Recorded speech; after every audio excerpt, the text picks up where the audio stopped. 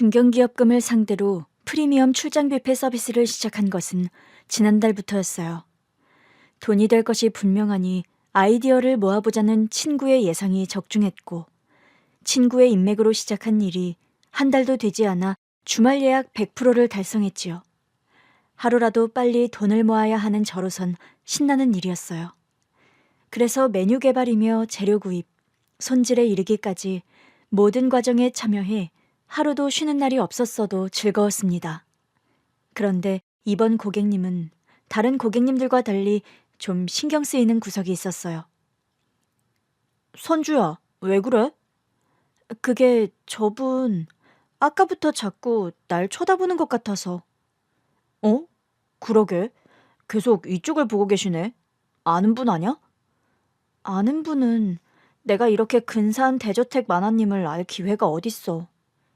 혹시 이 점 때문인가? 에이, 애도 아니고 사람한테 이만한 점 좀 있다고 저렇게 빤히 쳐다본다고? 다른 점이랑은 좀 다르니까 혹시 불쾌하거나 그런 건 아니겠지? 야, 무슨 말도 안 되는 걱정을 하고 있어. 만약에 네 점 때문에 불쾌하니까 요리하지 말라고 하면 오히려 내가 나서서 못해 먹겠다고 철수할 거니까 걱정하지 마. 친구는 별일 아니라고 했지만 저는 그 시선이 자꾸만 신경이 쓰였습니다. 저는 태어날 때부터 귀 밑에 탁구공만한 큰 점이 있었어요. 그냥 까맣기만 한 점이 아니라 우툴두툴해서 가까이에서 본 친구들은 항상 인상을 찌푸리곤 했죠. 그래서 어렸을 때는 항상 머리를 길게 길러 가리고 다녔는데 요리로 밥벌이 하면서부터는 어쩔 수 없이 머리를 올려먹다 보니 드러날 수밖에 없었거든요. 그래도 어른이 되어 만난 사람들은 대부분 신기하게 생각하면서도 별 생각하지 않더라고요. 그래서 자연스레 저도 잠시 콤플렉스를 놓고 살았는데 가끔 저렇게 빤히 쳐다보는 시선이 있으면 혹시 점 때문인가 하고 위축되곤 했어요. 이럴 줄 알았으면 진작 전부터 수술할 걸 그랬어. 에? 신경 쓰지 말라니까. 그리고 네가 하기 싫어 안 했던 것도 아니고 사정이 있어 지금까지 생각지도 못한 거잖아. 그래도 다른 사람이 불쾌하게 생각할지도 모르니까 했으면 좋았을 텐데. 이번에 엄마 병원비만 해결되면 돈 더 열심히 모아서 전부터 없애야겠어. 뭐가 됐든 너 하고 싶은 대로 해도 되는데 그렇게 신경 쓸 필요 없으니까 마음 편하게 가져, 어? 알았어, 고마워. 그래도 그렇게 말해주니 마음이 한결 편하긴 하다. 너 듣기 좋으라고 한 말이 아니라 사실이야, 사실. 그깟 점이 뭐라고 그렇게 신경을 쓰는 거야? 그렇게 친구 덕분에 마음의 짐처럼 내려앉은 점 생각을 털어버리고 음식 준비를 하는데 갑자기 저를 빤히 바라보던 그 집 사모님이 제게 다가오는 겁니다. 뭔가 굉장히 망설이는 듯 머뭇거리더니 불쑥 이름부터 묻더라고요. 저기 셰프님, 혹시 이름이 어떻게 돼요? 네? 아, 저는 김선주라고 합니다. 사모님, 혹시 저 때문에 뭐 불편한 거 있으세요? 아니요, 그런 게 아니라 저기 혹시 나이는 어떻게 돼요? 몇 년생인지 물어봐도 돼요? 93년생인데요. 아, 그럼 혹시 고향이 어딘가요? 개인 사정이 있어 고향은 기억 못하지만 어렸을 때는 대전에서 살았어요. 대전... 아니, 초면에 이런 질문 너무 미안한데 이상하게 생각하지 말고 들어줘요. 혹시 고아 아니에요? 아무리 신뢰를 무릅쓰고 사과하면서 하는 질문이라지만 초면에 고아 아니냐는 질문은 살다 살다 처음 들어봤어요.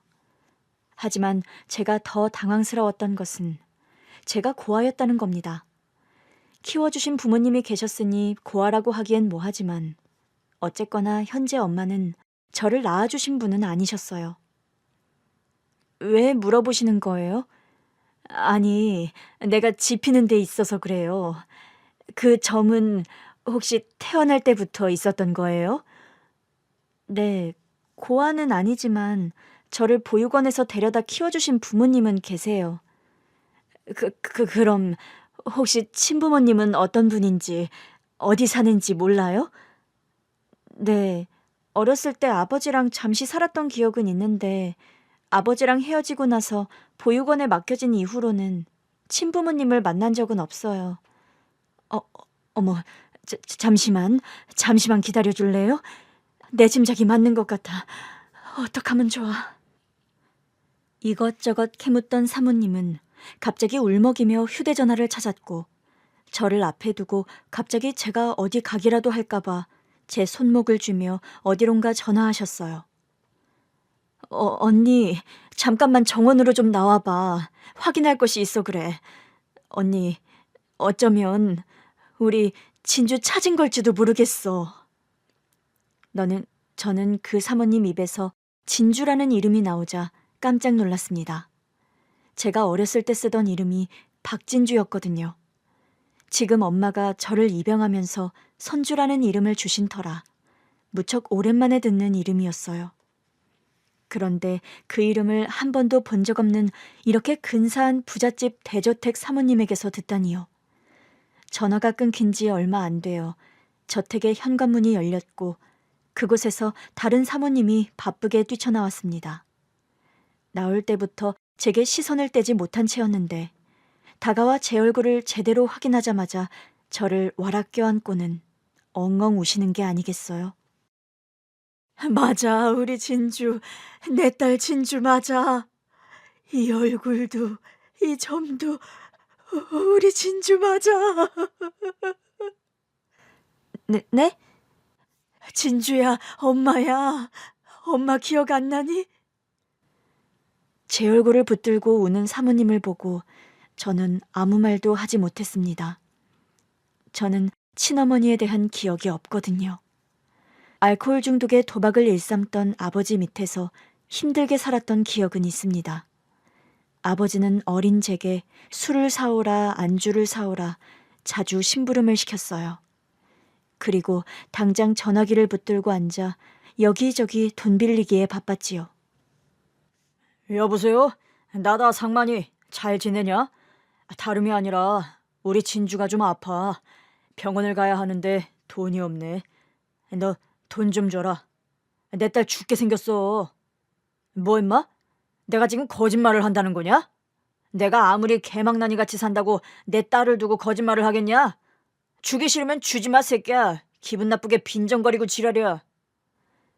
여보세요 고모님. 접니다 상만이. 예, 박 숫자 철자 장남 박상만이요. 다름이 아니라 제 딸이 이번에 교통사고가 크게 났지 뭡니까? 수술비가 필요한데 돈이 없어요. 그래서 제가 어렵사리 고모님한테까지 연락을 드렸습니다. 아휴, 면목이 참 없어요. 조금이라도 좋으니 좀 도와주십시오. 십시일반 모이면 제 딸도 벌떡 일어나지 않겠습니까? 그렇게 종일 전화기를 붙들고 혈연이 됐든 그냥 알던 사이든 전화번호만 알면 그저 전화하기 바빴던 것 같아요. 제가 병에 걸렸다, 교통사고가 났다며 지인들에게 돈을 달라고 했지만 그때 저는 텔레비전을 보는 척 구석에 앉아 그 이야기를 다 듣고 있었습니다. 왜 아버지는 거짓말을 할까? 왜 아프지 않은데 내가 아프다고 하는 걸까? 어린 나이에도 거짓말을 하는 아버지가 이상하다고 생각했던 것 같아요. 그렇게 돈이 조금이라도 모이면 아버지는 밤새 나가 돌아오지 않았지요. 그때는 잘 몰랐는데 그게 다 불법적으로 돈을 벌기 위해 나간 것이었어요. 어렸을 때라 그게 뭔지 몰랐는데 나중에 큰 후에야 그게 뭐인지 알았지요. 아빠, 나 머리 아파. 뭐? 아이씨, 돈 줄 테니까 약국 가서 약 사 먹고 누워있어. 아빠, 오늘은 안 가면 안 돼? 야, 내가 안 가면 돈은 누가 벌어와? 아빠 하는 일 방해하지 말라고 했지? 아버지는 제가 아파 시름시름 앓는 날에도 어김없이 집을 비우곤 했습니다. 근데 그때 제가 꽤 아팠을 거예요. 너무 어렸을 때라 정확한 병명까지는 기억이 안 나는데 혼자 앓다가 무슨 생각인지 집 밖으로 나와 돌아다니다 집 앞에서 쓰러진 저를 이웃 아주머니가 보고 신고를 해서 구급차에 실려갔었거든요. 결국 며칠 입원했었어요. 아버님이 하도 퇴원해달라 성하시니 퇴원은 허락하지만 진주 절대 안정이 필요해요. 며칠은 경과를 지켜봐야 하니 절대 혼자 두시면 안 되고요. 예, 알겠습니다. 아버님, 진지하게 들으세요. 이번에 진주 정말 큰일 날 뻔했다고요. 성인도 열이 그만큼 오르면 맥을 못 추고 쓰러지는데 진주는 오죽 힘들었겠습니까? 예, 알았다고요. 누가 뭐래도 내가 진주 애비인데 걱정해도 의사 선생보다 제가 더 하지 않겠습니까? 그렇게 아직 다 낫지 않은 저를 퇴원시킨 이유는 병원비 때문이었어요. 기력이 하나도 없어 걷지 못하는 저를 업어서 병원을 나왔는데 저를 등에 업어놓고도 아버지는 돈 잡아먹는 귀신이라고 투덜거렸죠. 아프다 핑계대고 돈을 받아먹어 그런가. 진짜 아프고 지랄이네. 괜히 데리고 나왔나. 돈 잡아먹는 귀신이 따로 없네. 그때는 그게 무슨 말인지 몰랐어요. 나중에야 오기를 부려 저와 엄마를 떼어놓은 것에 대한 아주 잠시간의 후회인 것을 알았지요. 게다가 저를 퇴원시켜야 하는 또 다른 이유가 있었으니 바로 불법으로 돈을 버는 일 때문이었습니다. 밤마다 운을 걸어 돈을 벌어야 하는데 제가 병원에 있으면 옆에서 지키고 있어야 하니 발이 묶여 싫었던 거예요. 근데 아픈 저를 혼자 두고 갈 수 없으니 결국 저를 데리고 간 것이지요. 그곳은 어른들의 거친 말과 담배 냄새로 숨을 쉴 수도 없을 만큼 답답한 곳이었습니다. 야, 아무리 그래도 그렇지 어떻게 이런 데 딸을 데리고 와? 그럼 애가 아프다는데 그냥 두고 오냐? 내가 오늘은 딱 감이 오거든. 오늘 아주 내가 다 쓸어버릴 테니까 각오하라고. 참나, 그놈의 감은 왜 왔다가 결정적인 순간에 항상 사라진대? 애가 아프면 그냥 데리고 가서 재워. 병 만들 일 있어? 그나마 다행인 것은 그곳의 아저씨들은 저에게 1,000원씩 용돈도 주고 과자 같은 간식도 사주고 한 거예요. 그런데 문제는 그 뒤로 저를 데리고 다닐 만하다고 생각한 아버지가 늘 저를 데리고 그곳에 갔다는 겁니다. 솔직히 7살밖에 안 된 제가 거기서 무슨 재미가 있었겠어요. 늘 아버지가 집에 가자고 하길 기다리면서 초코파이나 새우깡으로 지루한 시간을 버텨야만 했죠. 그러던 어느 날이었어요. 아, 이거 사기 아니야? 내가 분명히 봤다고, 저 자식 수작질 부리는 거. 무슨 말이야? 이거 생사람을 잡고 있어. 이거 한통속이야, 그치? 김씨, 최씨 둘이 편먹고 그러는 거 아니야? 이봐 박씨, 하기 싫으면 말어. 이 바닥 일 하루 이틀 일도 아닌데 왜 우기고 지랄이야? 됐어, 다시 해. 뭘 다시 해? 돈이나 내놔. 지금 박씨 앞으로 걸린 돈이 얼마나 되는 줄 알아?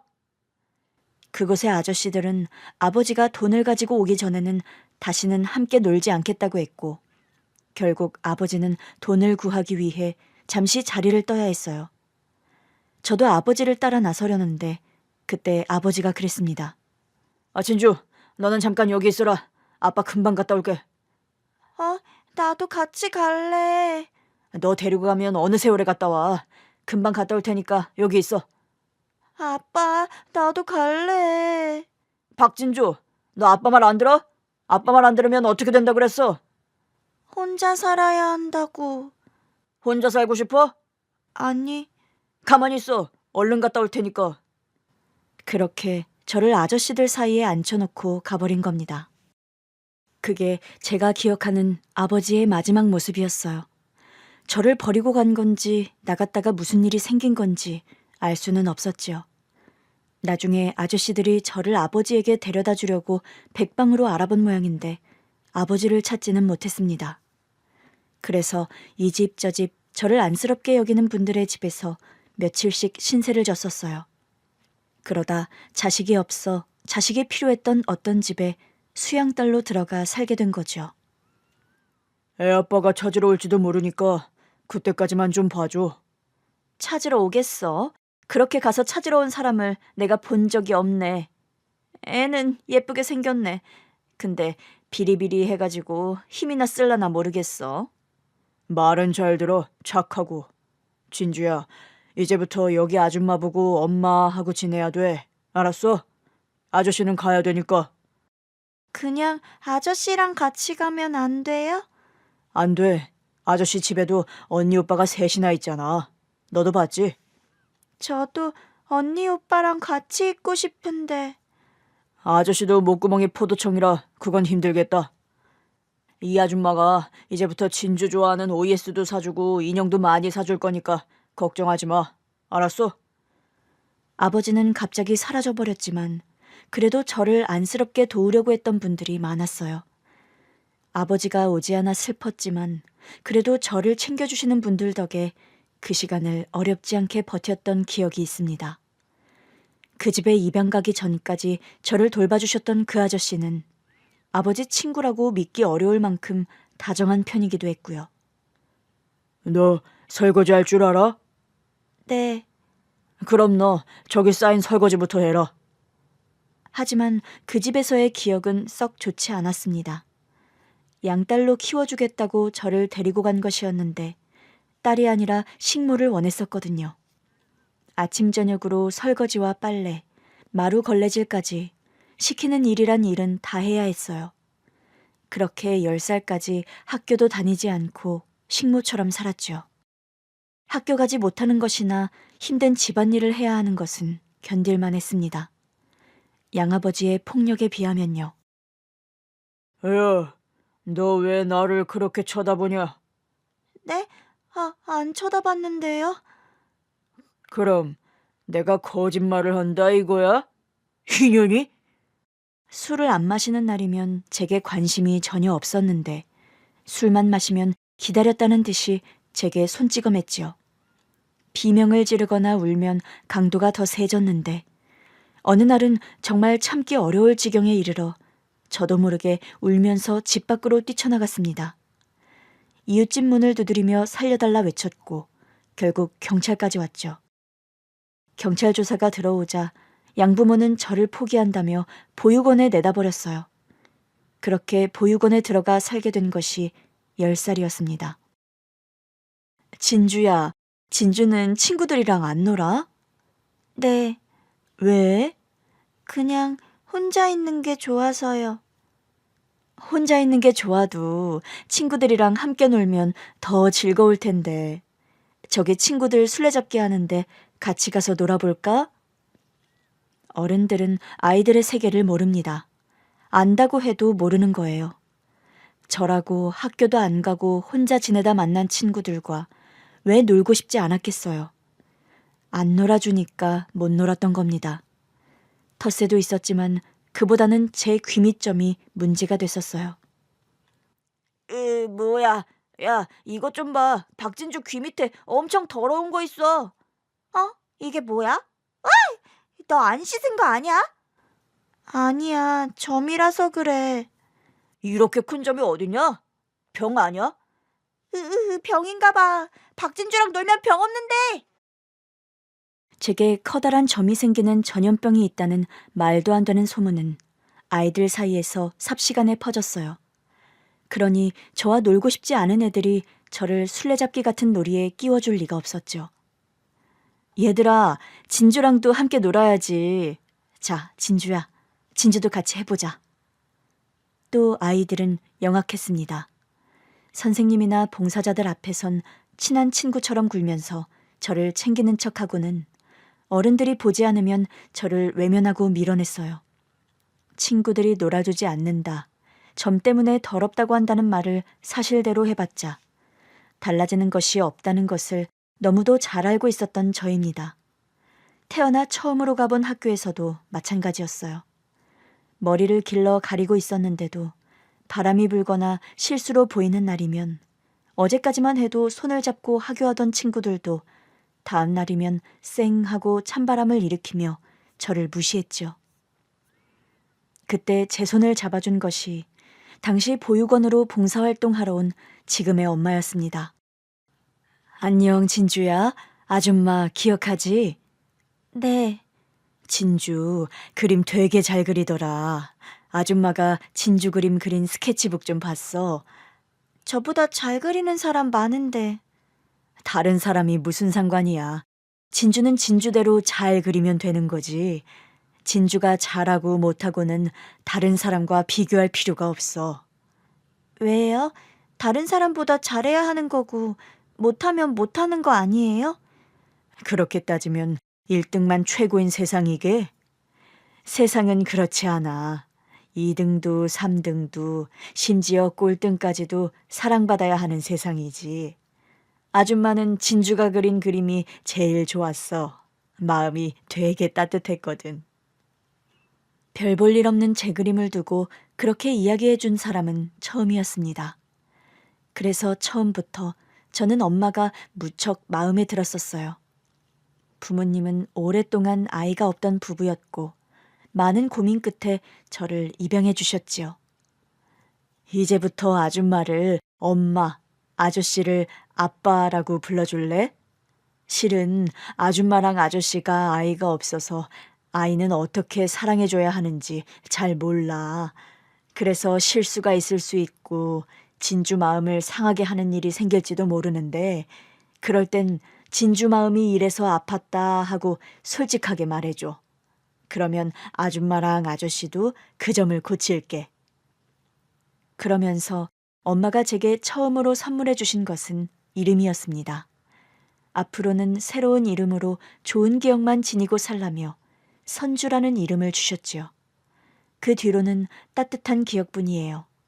비록 형편이 썩 좋은 집은 아니었지만 부모님과 살면서 불행하다거나 왜 나를 입양해 왔느냐고 원망했던 적은 한 번도 없었지요. 짜잔! 우리 선주 15번째 생일을 축하해. 이게 뭐야? 물감이랑 붓?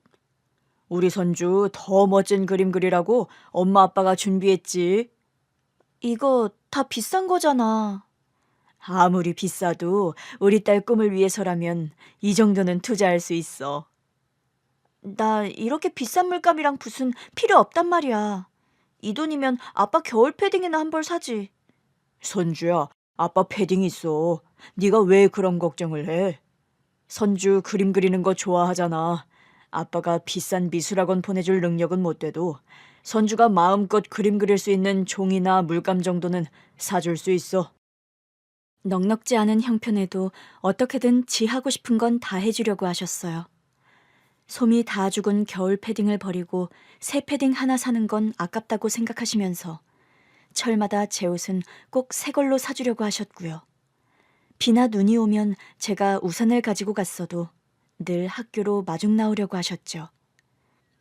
아이 참, 엄마, 비가 이렇게 오는데 왜 나왔어? 왜 나오긴? 우리 딸 데리러 나왔지? 나 우산 가지고 왔단 말이야. 번거롭고 귀찮게 뭐하러 나왔어? 우리 딸 데리러 오는데 번거롭고 귀찮은 일이 뭐가 있어. 엄마는 우리 딸 언제 오나 보고 싶어 목이 빠지는 줄 알았네. 다른 친구들처럼 멋진 차를 타고 마중 나오는 건 아니었지만 저는 엄마 아빠 팔짱을 끼고 꼭 붙어서 집으로 돌아가는 길이 너무 좋았습니다. 정말 사랑을 듬뿍 받으며 산다는 게 어떤 건지 느끼게 해주셨죠. 하지만 행복은 그렇게 오래 가진 않았습니다. 고등학교 때 아버지께서 사고로 갑작스럽게 돌아가시면서 집안 사정이 더 어려워졌거든요. 그림을 그만둬야 하는 것도, 대학에 가지 못하게 된 것도, 좀 더 가난하게 살게 된 것도 모두 괜찮았어요. 더는 아버지를 만날 수 없다는 사실에 저와 엄마는 너무 힘들었죠. 선주 아빠, 선주랑 나는 어쩌라고 이렇게 허무하게 가버려요. 이제 우리 둘이 어쩌라고.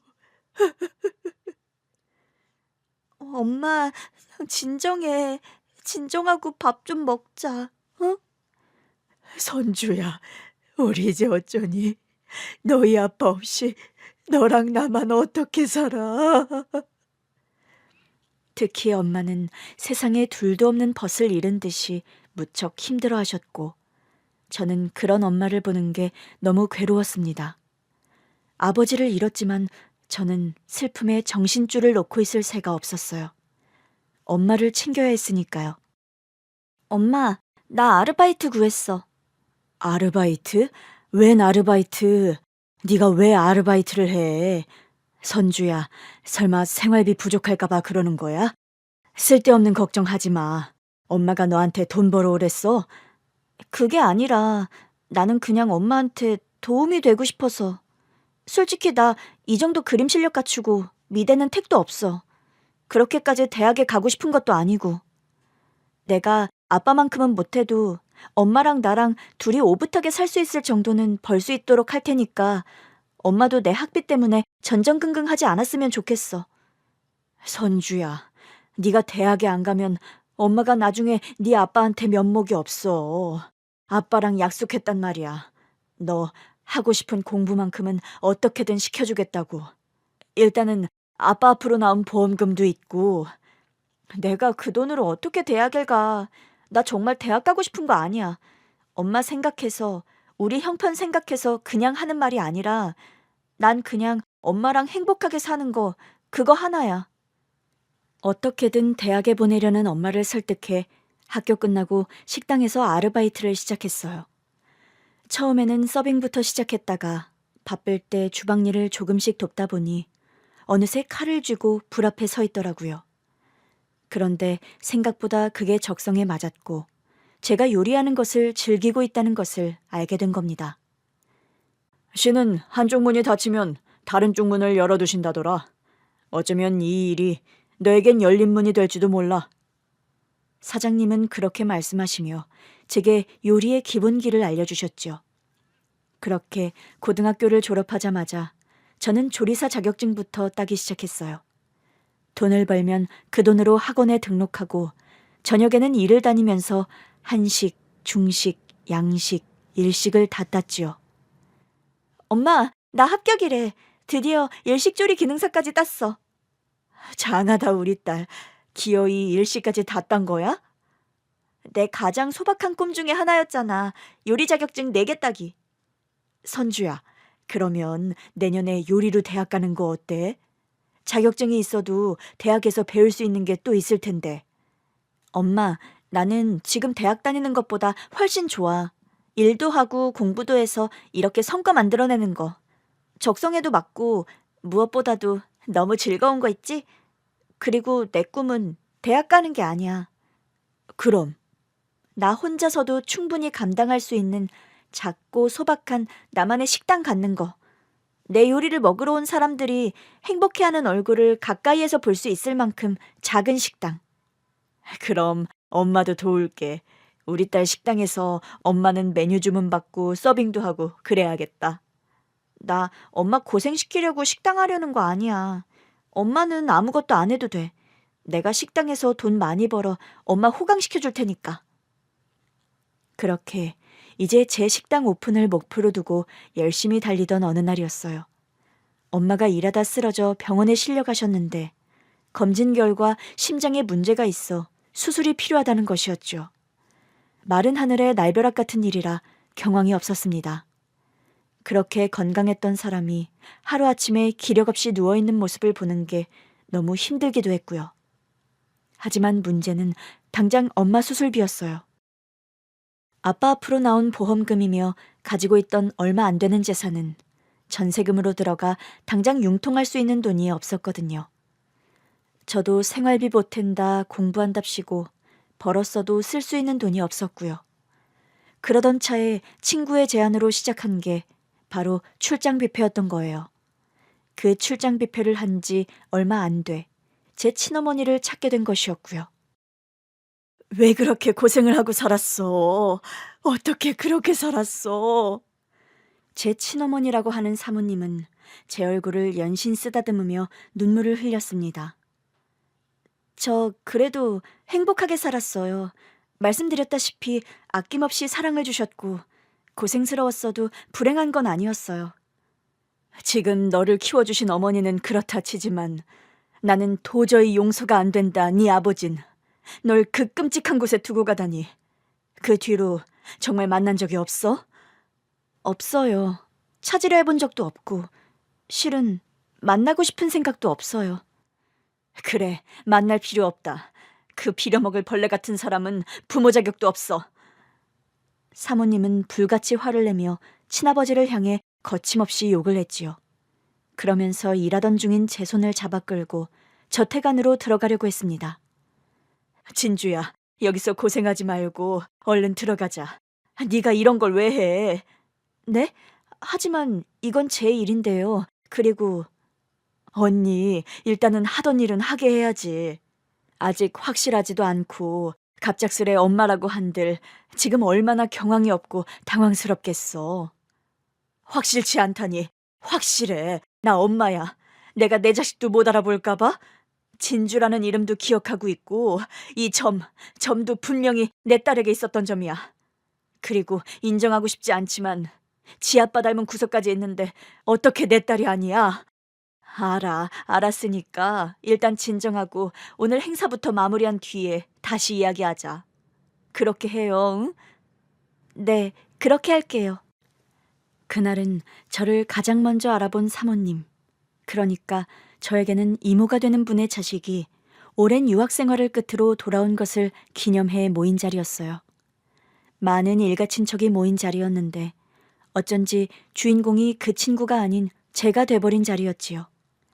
일단 행사부터 마무리하자는데 친어머니는 일하는 저를 자꾸 친척들에게 데려가 보이며 눈물을 흘리셨고 그럴 때마다 난처해져 저는 눈치만 살피고 있었습니다.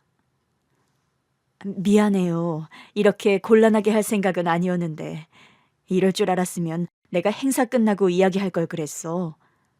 아니에요. 제가 진짜 딸이면 얼마나 반가우시고 그리우셨겠어요. 솔직히 저는 친어머니에 대한 기억이 하나도 없어서 저분만큼 기뻐해드리지 못해 죄송할 뿐인데요. 게다가 오늘 주인공은 따로 있는데 본의 아니게 제가 방해된 것 같아 너무 죄송하고요. 아니야, 그런 건 신경 안 써도 돼요. 선호는 이런 자리 끔찍이 싫어하는데 다 어른들 욕심 때문에 나와 있는 거지 뭐. 우리 아들은 걱정하지 말아요.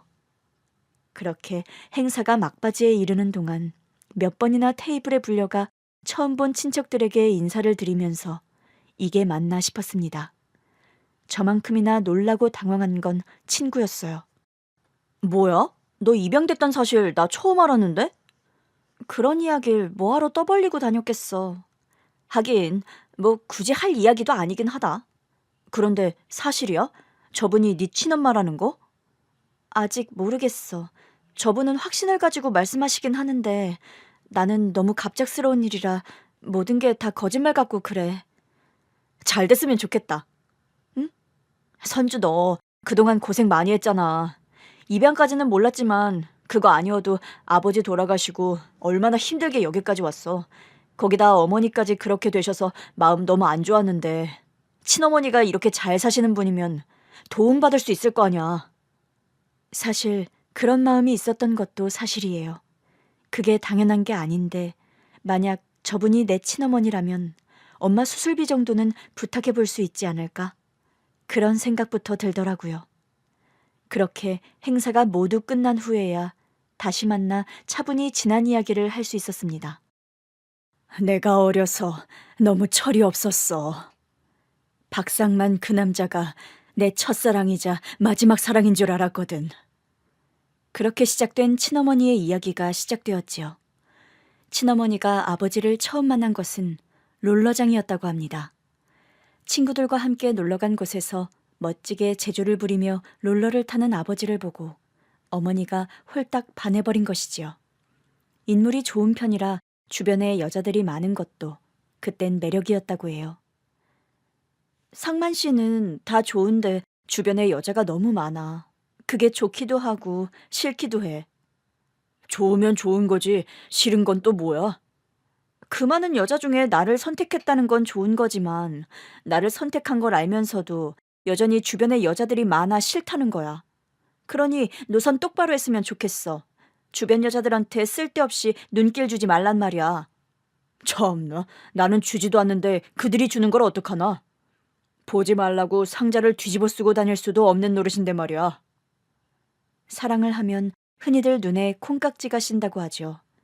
딱 그 짝이었답니다. 행동이며 말투며 뭐 하나 거슬리는 게 없이 다 좋기만 하더래요. 지금 생각하면 거만하기 짝이 없는 행동이었고 정 떨어지게 하는 말이었는데도요.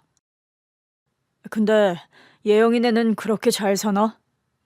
못 살진 않지. 아버지가 큰 공장을 몇 개나 가지고 있는 식품회사를 하시거든. 하, 대단한 집따님이셨네. 근데 어쩌나? 나는 별 볼 일 없는 집안에 별 볼 일 없는 놈인데 날 못마땅하게 생각하시지 않으실까? 나도 뭐 집 잘 사는 거, 대학 다니는 거 말고 별 볼 일 있게? 우리 아버지 사람 배경으로 평가하고 그러시는 분은 아니셔. 사람 됨됨이를 보지. 분명 우리 아버지도 오빠 좋아하실 거야. 어려서 철이 없어 뭘 몰랐다던 친어머니는 당시 외할아버지 마음도 몰랐던 거였어요.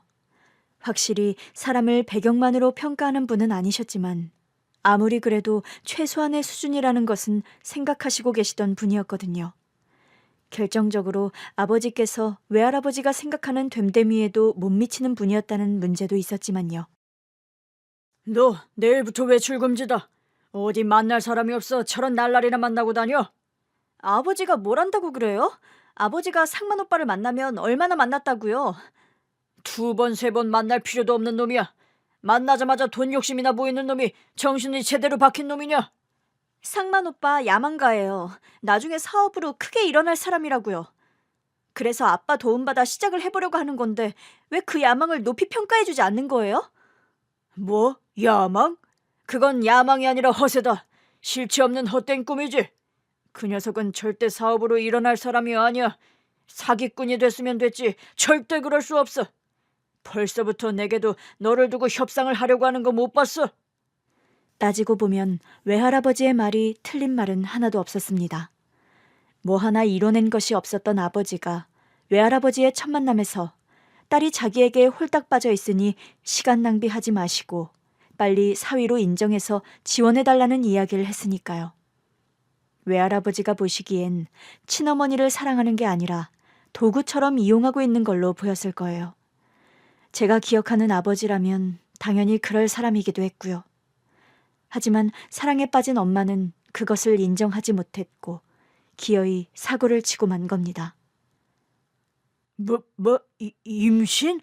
지금 뭐라고 했어? 임신이라고 한 거야? 이제 돌이킬 수 없어요, 아버지. 저 상만 오빠랑 결혼해서 이 아이 낳아 키울 거예요. 절대 안 돼. 애는 당장 지워라. 그리고 정혜영, 너 미국으로 가라. 그딴 쓰레기 같은 새끼 만나 그러고 살 거면 당장 미국으로 들어가. 다신 들어오지 마. 꼴도 보기 싫으니. 내 인생이에요. 왜 아버지는 상만 오빠 단점만 보려 하시는 거예요? 장점도 있는 사람이에요. 자꾸 단점만 보려 하시니 단점만 보이시는 거라고요.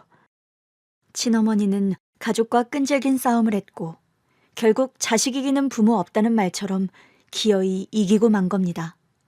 하지만 외할아버지도 그렇게 순순히 받아들여 주시진 않았다고 해요. 내 밑으로 들어와 밑바닥부터 일을 배워라. 애영이 말대로 네가 됨됨이가 된 사람이라면 네 그릇이 얼마나 넓고 깊은지 내게 증명해야 할 거다. 모든 건 그 이후부터다. 결혼도 혼인신고도 너를 내 가족으로 인정하는 것도 말이야. 외할아버지는 마음 단단히 먹었다는 듯 그렇게 으름장을 놓았고 친어머니는 이제 모든 것이 해결된 듯이 기뻤다고 합니다. 콩깍지가 씬 어머니는 그 기회가 아버지의 진가를 보여줄 수 있는 절호의 찬스라고 생각한 거죠. 하지만 그건 어디까지나 어머니의 착각이었을 뿐이었어요. 아버지는 외할아버지의 회사에서 번번이 실수하고 심지어 그 실수를 인정하지 않는 태도 때문에 직원들의 미움을 샀거든요. 어이씨, 진짜 내가 언제까지 일을 해야 해? 오빠 왜? 일이 힘들어? 야, 명색이 내가 이 집 장녀랑 결혼해 첫 번째 사위가 될 사람인데 밑바닥에 있는 애들이랑 나란히 서서 일을 해야 한다는 게 말이 돼? 아버님 해도 해도 너무한 거 아니야? 계속 그 일을 시키려는 게 아니라 아버지 딴에는 일종의 시험을 보려 하시는 거니까 조금만 더 참아보자, 응? 아 몰라, 네가 좀 말 좀 해봐. 진짜 열받아 못 해먹겠네. 당장이라도 무슨 일이 터질 것 같은 시한폭탄처럼 굴면서 회사를 다니는 바람에 평가도 썩 좋지 못했다고 해요. 그러다 보니 친어머니는 불안이 커졌고 그 와중에 저를 출산하게 된 것이죠. 그쯤 되니 외할아버지께서도 슬슬 설득을 하시더랍니다. 애영아, 우리 집에서 네가 낳은 애 하나 키우는 거 일도 아니다. 너도 슬슬 느끼고 있지 않아? 박상만 저거 인간되게 글렀다. 어떻게 하면 사람이나 부리며 편하게 살까 그 궁리만 하는 아주 인간 쓰레기 같은 놈이야. 애초에 너를 아꼈으면 겨우 대학에 들어간 너를 임신시키는 일도 없었을 거다. 하지만 정신 차려라. 진주 데리고 미국에 있는 고모한테 가 있어. 그리고 내가 나오라고 할 때까지 아이 키우면서 지내라. 슬슬 콩깍지가 벗겨지고 있는 와중이었지만 그래도 친어머니는 제 아버지가 인정받기를 원했어요. 저를 아버지 없는 자식으로 키우고 싶지 않았고 자기 인생에서 가장 큰 선택이 실패로 남는 것도 싫었으니까요. 그래서 아버지를 설득하는 일이 많았는데 아버지한테는 그게 설득이 아니라 잔소리가 되어 온 겁니다. 오빠, 그러니까 그건 그렇게 하지 말고 아빠가 하라는 대로 했었어야지. 김 과장님도 그게 아니라고 했다면서. 그런데 바득바득 우겨 그렇게 한 건 오빠잖아. 그럼 오빠가 책임져야 하는 거 아니야? 인정할 건 인정하고 사과할 건 사과를 해야 주변 사람들에게 신뢰를 얻지. 야, 너도 잔소리냐? 그만 좀 해. 이미 그런 이야기는 지긋지긋하게 들었으니까. 너도 좀 질리는 구석이 있는 거 알아? 뭐 질려? 오빠, 나는 지금 오빠 생각해서 하는 말이잖아. 오빠가 우리 아버지한테 인정을 받아야 우리 가족이 안정적인 삶을 살지. 대체 언제까지 니네 아버지 시다발이나 하고 살아야 되는데. 뭐 시다발이? 오빠, 우리 아버지가 언제 오빠 시다발이를 시켰어? 그럼 지금 내가 하는 일이 시다발이지 뭔데? 야, 나는 너랑 결혼하면 기깔나게 좋은 차에 기사 끌고 다니면서 목에 힘 좀 주고 다닐 줄 알았어. 근데 이게 뭐냐? 선생도 아니고 너네 아버지는 왜 맨날 불러다 지긋지긋한 잔소리나 하는 건데. 아이씨, 진짜 더러워서 못 해먹겠네. 더러워서 못 해먹어? 오빠, 진짜 안 되겠다. 내가 오빠 편 들어주는 것도 이제 한계가 있어. 지금쯤이면 100%는 아니어도 30%는 인정받아야 하는 거 아니야? 근데 지금 뭐야? 오빠 아버지뿐만 아니라 공장 사람들 누구에게도 인정받지 못하고 있잖아. 이래서 어떻게 우리 가족을 책임질 가장이 되겠다는 거야? 야, 됐어. 안 해. 너네 아버지 사위도 안 하고 네 남편도 안 하고 네 자식 아빠도 안 할 테니까 걱정하지 마. 안 하면 그럼 뭐 헤어지기라도 하자는 거야? 그래, 쪽내 시발. 있는 것들이 더하다더니 꼴값은. 그렇게 친어머니에게는 평생 상처와 충격으로 남게 된 그날 밤의 대화로 저의 친부모님의 관계는 완전히 끝나버린 거예요. 그러나 문제는 그게 끝이 아니었답니다. 모든 걸 다 포기하고 지겨워 못 버티겠다는 듯이 나간다던 아버지가 태도를 바꾼 거예요. 위자료? 지금 나한테 위자료 달라 그랬어? 내가 왜? 야, 당연한 거 아니야? 내가 여기서 굴러먹은 시간이 아니면 지금쯤 밖에서 사업으로 뭐라도 성공했어도 됐을 텐데 다 네가 내 발목 붙잡고 있는 통에 시간 낭비만 한 꼴이 됐잖아. 그러니 그 시간에 대한 보상, 내 성공에 대한 최소한의 보상은 해줘야 하는 거 아니냐? 기가 막혀서. 오빠가 되긴 뭐가 돼. 나 만나기 전까지도 뭐 하나 이룬 게 없었는데 갑자기 그 사이에 뭐가 됐을 거라고? 웃기지 마. 나도 물론이고 우리 아버지도 오빠한테 줄 돈 없어.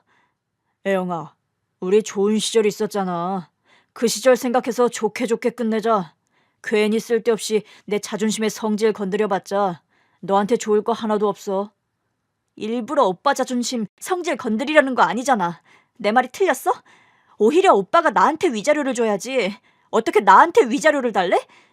나 오빠가 이렇게 무능력하고 한심한 사람인 줄 알았으면 절대 오빠랑 결혼할 생각 안 했어. 우리 아버지한테 보여드릴 생각도 못 했을 거라고. 너 지금 말 다 했냐? 후회 안 하지? 아니, 내가 왜? 나는 이제 후회할 일 없어. 오빠랑 헤어지면 홀가분할 텐데 내가 왜? 그래, 그 마음 언제까지 가나 보자. 고이 잘 간직해둬라. 알았지? 그때는 그 말이 무슨 의미인지 몰랐답니다. 다음 날 제가 있어야 할 침대가 텅 빈 것을 본 후로는요. 아버지는 그날 저를 데리고 종적을 감춰버렸고 그게 친어머니에게는 최고의 복수였다는 것은 틀림없는 사실이었죠. 그게 마지막이 될 줄 어떻게 알았겠어. 그때까지만 해도 며칠 뒤에 다시 연락이 오겠거니. 그래서 나는 돈도 다 준비해뒀다고. 그래, 그때는 아버지도 순순히 돈 주고 끝내라고 체념하셨었지. 이렇게 다 자랄 때까지 못 볼 줄 누가 알았겠냐고. 널 데리고 간 후 10년이 지난 후에야 만났어. 아버지를 만나셨어요? 어디서요? 살아계신 거였어요? 지금은 뭐 하고 사는지 모르지. 여전히 개망나니처럼 살고 있겠지만 마지막으로 봤던 게 교도소 면회 가서였어. 교도소요? 사기죄로 들어가 있더라. 보자마자 너 어딨냐 물었더니 너무 덤덤하게 잃어버렸다고 했어. 하도 아무렇지 않아 보여서 거짓말인가 했는데 정말 없더구나. 그 뒤로 언니는 거의 정신줄 놓고 살았어. 결혼이 뭐야. 연애도 못하고 오로지 너 하나 찾겠다고 전국 보육원은 다 뒤지고 다녔는데 타이밍이 안 맞았나 봐. 이모가 그런 이야기를 하자 갑자기 친어머니는 멈췄던 울음보를 다시 터뜨렸고 저를 품에 안고 정말 꺼이꺼이 오열을 하며 우셨지요. 자초지종을 듣고 나니 친어머니가 너무 안타깝고 마음이 아팠습니다. 아버지는 어머니 이야기를 묻지도 못하게 하셨었어요. 원망은 없었지만 입양되기 전까진 분명 궁금해하고 본능적인 그리움도 있었지요.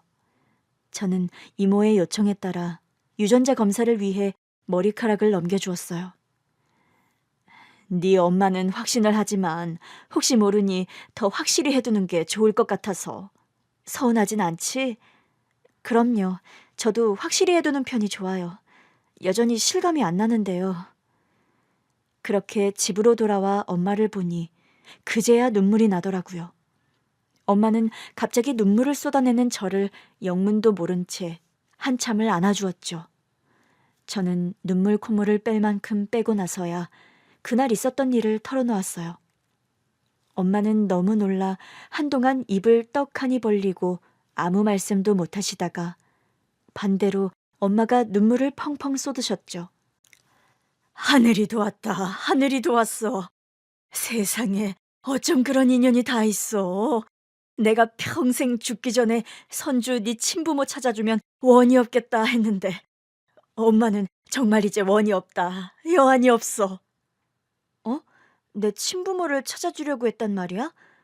너는 괜찮다 하지만 그래도 천륜이란 게 있는데 너같이 예쁜 애를 내 딸로 만날 수 있게 해줬으니 감사 인사를 하고 싶었어. 네 아빠 살아있을 때부터 줄곧 생각했었던 거야. 근데 이렇게 만나게 됐다니 엄마는 이보다 더 기쁠 수가 없다. 더는 바라는 게 없어. 그건 저도 전혀 생각지 못한 것이었어요. 평생 친부모 자식간처럼 살았다고 생각했는데 부모님께서는 거기까지 생각하고 계셨던 것이지요. 엄마는 바라는 것이 없다고 하시지만 저는 아니었어요. 제가 그분의 친자식이길 간절히 바란 가장 큰 이유가 바로 아픈 엄마 때문이었거든요. 다행히도 친어머니의 예상대로 저는 그분의 친딸이 맞았고 확실한 유전자 검사 결과지를 받자 다시 한번 눈물바다가 됐지요. 그제야 저도 조금 실감이 나는 것 같았고 한 번도 느껴보지 못했던 친어머니의 따뜻한 품이 느껴지는 것 같기도 했습니다. 이런 말씀 드려서 너무 죄송한데요. 어? 무슨 말인데? 뭐든 말해도 돼. 부탁이 있어서요. 부탁? 어머 애순아, 진주가 나한테 부탁이 있대. 나는 이것도 너무 좋다. 내가 진주 부탁을 들어줄 수가 있잖아. 아유, 팔불출처럼 그러지 좀 마. 그래 진주야, 뭐든 편하게 말해봐. 뭐든 들어줄게. 하늘의 별이라도 따달라면 그것도 해주마. 그게 아니라 실은 말씀드렸다시피 저희 엄마가요. 엄마? 아, 너 입양에 키워주신 어머니? 그러고 보니 수술이 필요하시다며. 괜찮으신 거야? 네, 큰 수술을 하셔야 하는데 제가 그게 돈이 좀 부족해서요. 이런 부탁드리는 거 너무 염치 없는 거 알지만 돈을 좀 빌려주시면 제가 어떻게든 갚을게요. 지금 하는 일이 잘 되고 있기도 하고. 박진주, 너 지금 무슨 말을 하는 거야? 어떻게 부탁을 드려야 할지, 이런 이야기를 드려도 되는 건지 싶어 쩔쩔매며 어렵게 꺼낸 이야기에 친어머니는 웃음기가 가신 얼굴로 무섭게 일렀어요. 저는 깜짝 놀라 입을 다물고 말았고요. 그런데 친어머니가 하는 말에 저는 그만 눈물을 펑펑 쏟고 말았지요. 지금 너를 보육원에서 데려와 사랑으로 키워준 네 양어머니 수술비를 빌려달라고 하는 거야? 너 나를 어떻게 보고 그런 소리를 해? 빌려주다니 얼마든지 그냥 줄 수 있어. 너를 이렇게 예쁘게 사랑으로 키워줬는데 내가 그 정도도 못 해줘? 어쩜 엄마 섭섭하게 그렇게 이야기를 해? 네? 저는 그래도 이게 쉽지 않은 부탁이니까. 아휴, 그분이 너를 잘 키우긴 키우셨다. 마음이 어쩜 이렇게 여리고 고와. 진주야, 걱정하지 마. 조만간 어머니 입원시켜서 검사부터 다시 받게 해드리자. 우리나라에서 최고로 좋은 의사한테 수술받게 해줄 테니까 걱정하지 마. 친어머니와 이모는 저를 키워주신 엄마 걱정은 절대 할 필요 없다며 든든하게 제 뒤를 지켜주셨습니다. 그렇게 엄마는 빠르게 입원해 수술을 위한 모든 검사를 마치고 가장 실력 있는 의사로부터 수술을 받을 수 있었어요. 거기다 회복 기간 내내 VIP 병실을 쓸 수 있도록 배려도 해주셨고요. 제가 말년에 선주, 아니 진주 덕분에 아주 호강합니다. 감사합니다. 진주처럼 예쁘고 고운 아이 낳아주셔서 제가 너무 행복했습니다. 무슨 말씀이세요? 제가 지키지 못한 아이 이렇게 예쁘고 건강하게 키워주셔서 저야말로 정말 감사할 따름입니다. 큰일 하신 거예요. 이번엔 저를 낳아주신 분과 키워주신 분이 서로를 얼싸안고 눈물을 나누었고 어쩐지 저는 그 모습을 보며 세상을 다 가진 기분이 들었어요. 죽어도 여한이 없다는 말 실감해 본 적 있으신가요? 저는 그 순간 딱 그런 생각이 들었습니다. 그 이상 뭔가를 바라면 그건 정말 양심 없는 사람이겠다 싶을 정도로 완벽한 순간이었거든요. 그런데 친어머니가 슬쩍 제게 다른 제안을 하시더라고요. 갑작스러운 말이지만 그때 보니까 말이야, 진주 네 음식 솜씨가 꽤 좋던데 정말 식당에서 학원에서만 배운 솜씨야? 네? 아, 그렇게 말씀해 주시니 너무 감사해요. 엄마는 네가 유학을 갔으면 싶은데. 네? 유학이요? 그 정도 실력이면 외국에서 공부해 더 실력 키울 수 있을 거야. 유럽에 있는 유명 조리학교에 입학하는 게 어떻겠니? 엄마가 같이 가줄게. 네? 저는 그것은 분명 저에게 엄청난 기회였어요. 그동안은 형편 때문에 상상도 할 수 없었던 학교를 돈 걱정 없이 다닐 수 있는 기회였으니까요. 하지만 그렇다고 쉽게 결정할 수 있는 문제는 아니었습니다. 제가 유학을 가버리면 결국 엄마는 혼자가 되는 것이니까요. 게다가 친어머니와 함께 유학길을 간다는 것이 그동안 저를 키워주신 엄마를 외면하고 가는 것 같아 선뜻 내키지가 않았어요. 그런데 감사하게도 제 마음을 알아주시고 제 엄마도 함께 가시지 않겠냐 제안해 주시더라고요. 유럽이요? 제가요? 아유, 저는 힘들어서 안 돼요. 왜 엄마, 같이 가서 지내면 힘들지도 않을 텐데. 엄마는 비행기 타고 오래 가본 적도 없고. 너도 알잖아. 엄마 폐소공포증 있는 거. 비행기 탈 생각만 해도 속이 울렁거리고 식은땀이 나는 게 힘들어. 나는 엄마가 같이 갔으면 좋겠는데. 선주, 아니 진주야. 엄마는 한국에서 우리 진주 무사히 돌아오기를 기다리고 있을게. 그러니 엄마 걱정은 하지 말고 너 배우고 싶은 거 마음껏 배우면서 날개 펼치고 와. 엄마는 그러면 더는 바라는 게 없어. 아니, 요즘엔 이게 꿈인가 생시인가 싶을 정도로 행복한 일밖에 없어서 너무 좋다. 그러니 엄마가 못 따라준 날개 달고 더 넓은 세계 배우고 와. 그날 엄마는 울면서 제 손을 꼭 잡고 간곡히 부탁하셨습니다. 하지만 엄마가 아무리 그렇게 말씀하셔도 마음이 놓이지 않아 결정을 못하고 있는데 어느 날 친어머니께서 저를 데리고 어딘가로 데려가 주셨어요. 조경이 잘 되어 있고 깔끔한 신축 아파트였습니다. 엄마, 여기서 모실까 해. 저희 엄마를요? 엄마가 안전하고 건강하게 잘 계셔야 진준이가 유학 갈 결심이 설 것 같아서. 어때? 이만하면 엄마 가끔 나와서 산책도 하시고 마트도 가까우니 편하게 잘 계실 것 같은데. 정말, 정말 좋아요. 한 번도 이런 곳에서 사신 적이 없어서 엄마도 정말 좋아하실 것 같아요. 그래. 그러니까 키워주신 엄마 걱정은 하지 마. 평생 병원 걱정, 생계 걱정 하지 않을 수 있도록 이 엄마가 책임질게. 응? 저는 그제야 비로소 유학길에 오를 수 있었습니다. 그렇게 지금은 유럽에서 상상도 못 해본 삶을 살고 있어요. 엄마 병원비 걱정을 하며 출장 뷔페 사업에 나섰다가 잃어버린 친어머니를 찾아 180도 다른 인생을 살게 된 거예요.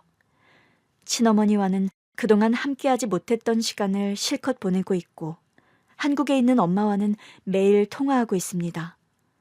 정말이지 하루하루가 너무 행복해 미칠 것 같아요.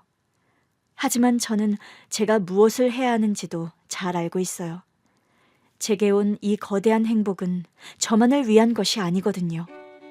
저는 앞으로 이 복을 다른 사람들에게 어떻게 나눌 수 있는지 고민을 해보려고 해요.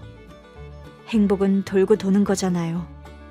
식당을 운영하며 한 달에 한 번씩 보육원이나 노인복지시설 음식 봉사활동을 하는 것도 생각 중이고 아니면 무료 급식소 같은 것도 생각 중이에요. 무엇이 됐든 제가 받은 지금과 같은 사랑을 많은 사람에게 돌려줄 수 있는 방법을 찾을 생각입니다. 지금까지 제 이야기 들어주셔서 감사드립니다. 여러분께서도 저처럼 꼭 행복하시길, 행복을 찾으시길 바랍니다.